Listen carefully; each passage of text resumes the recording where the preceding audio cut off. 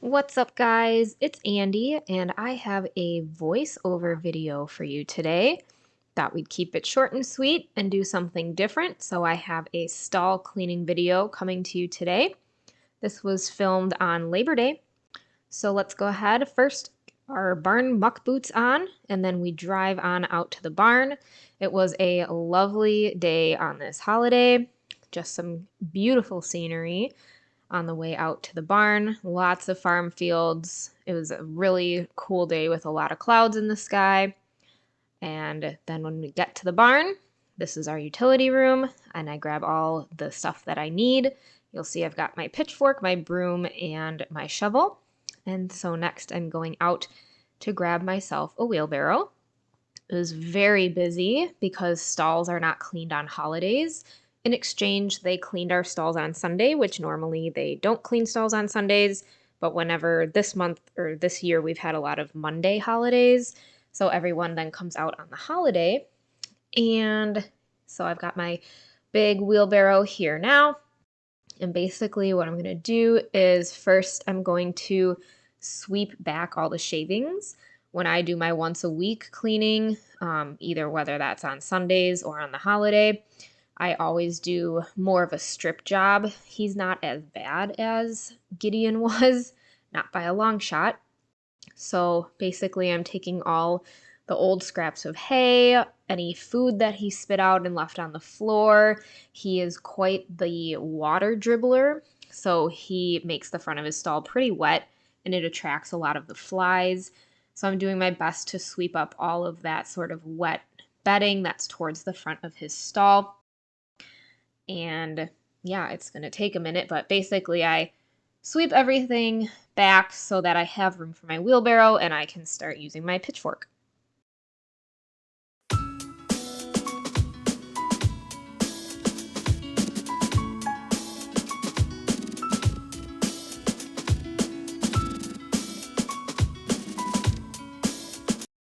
So I did take my shovel and sweep up some of the wet stuff from the front of the stall just because the flies were really bad. But once I got everything swept over, now I'm going in with my pitchfork to remove manure, the edges of the square I've created with the old hay and the dirty hay from the ground. And then I'll work my way towards the center to remove all the urine. And then I'll work my way around the edges with the most potentially clean shavings to turn those over and kind of see what I'm dealing with.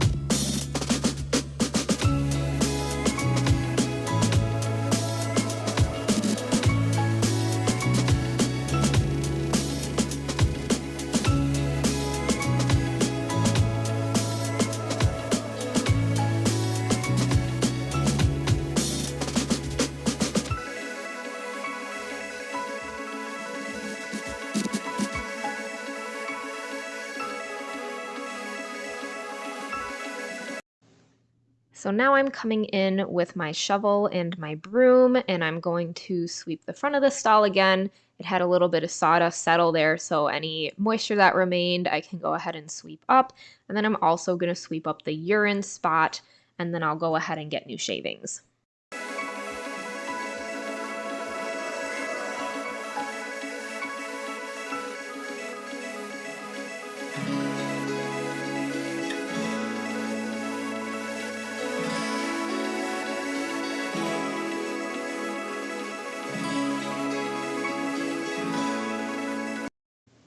So once I'm done mucking out, I take my wheelbarrow out to the muck heap. This gets emptied a few times a week by one of the barn owners, so it keeps down on flies. Even having the pasture right next to it, the bugs really are not that bad because it gets turned over and moved out so often.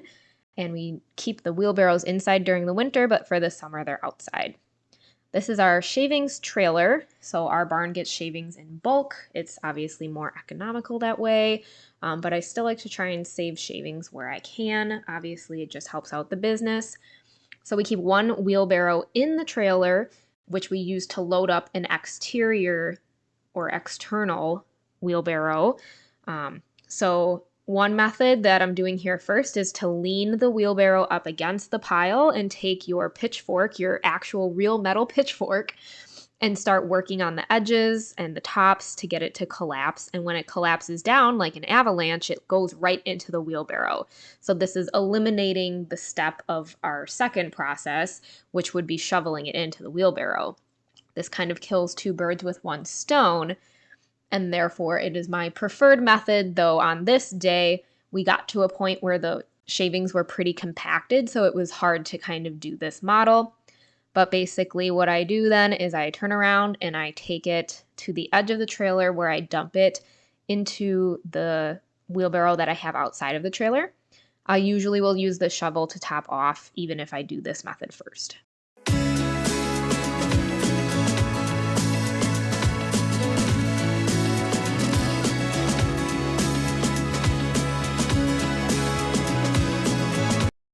The second method of doing this, which I briefly mentioned and will be showing here, is to not lay the wheelbarrow against the pile and just start working on the parts of the shavings, stack that are going to fall pretty easily.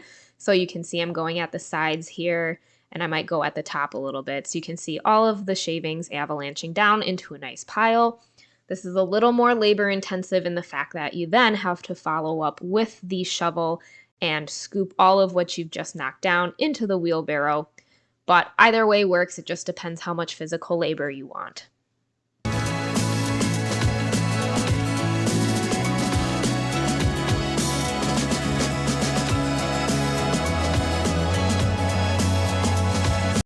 Once I have my second wheelbarrow, I take it over to the edge of the trailer and I just kind of dump it in like that.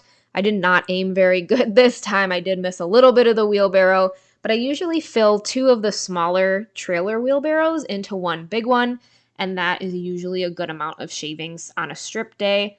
And we have a little snow shovel there to kind of help even it out. So I missed the big dump. I'm so sorry. I thought I was recording and I was not. So this is me dumping out the rest of the shavings, and it doesn't even really look that much on camera, but it is a pretty decent pile. So I will dump it out and then I will start putting the shavings kind of where they belong. I do keep them more towards the back quarter of the stall just because he does have the walkway where the camera actually is, and that leads outside. So he doesn't really need shavings there because he'll just kick them outside as he walks. So I try to focus on the center and the back corner where he usually goes to the bathroom a lot, urinates.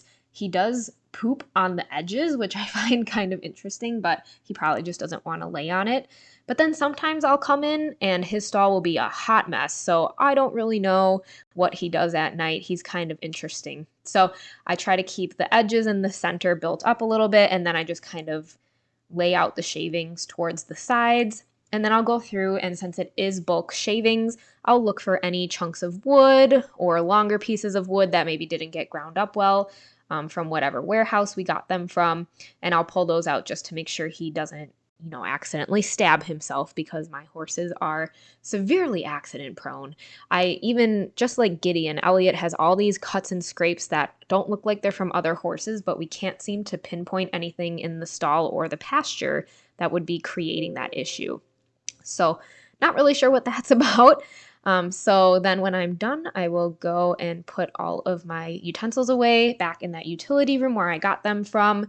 Sometimes if other people have utensils out, they'll put them back in this little side aisle here where I'm about to go. So as you can see, someone already put a pitchfork back there, so we didn't need another one. So I put my broom there, and then everything else goes back into the utility room.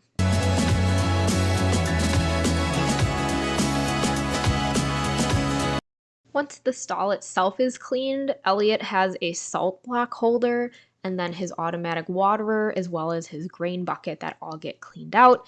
So Elliot doesn't really use his salt block at all, but he does like to do this transferring of grain to the water dish and then back, which usually ends up falling into the salt dish. So what I'm doing right now is the salt dish has holes in the bottom. So I'm just taking all that wet, icky food that attracts flies and I'm just brushing it down through the holes so that I can get it clean. And each stall has their own brush, as you can see in the background on the stall across the aisle. That one has a brush, so every stall has their own brush so you're not cross-contaminating.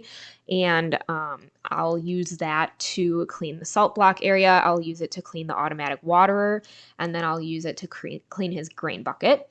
So first with the water, I'll go through with the brush and I'll just kind of get all the edges and all the dirt, and his is so gross because he puts his grain in there. And then I will drain it out the bottom. I'll make sure there's no algae coming from the input valve, and then I will put the cap back on the bottom so it can fill up with clean water.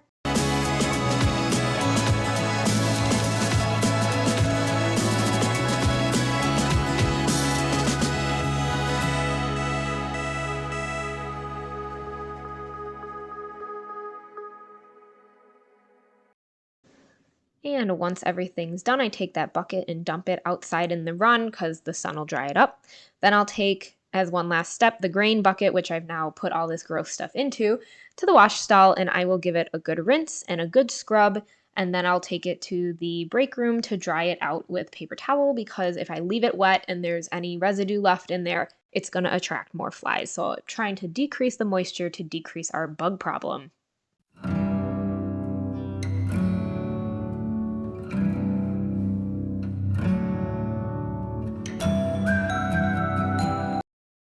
And this is the final look at the clean bucket, clean water, and salt block area, and his nice clean stall.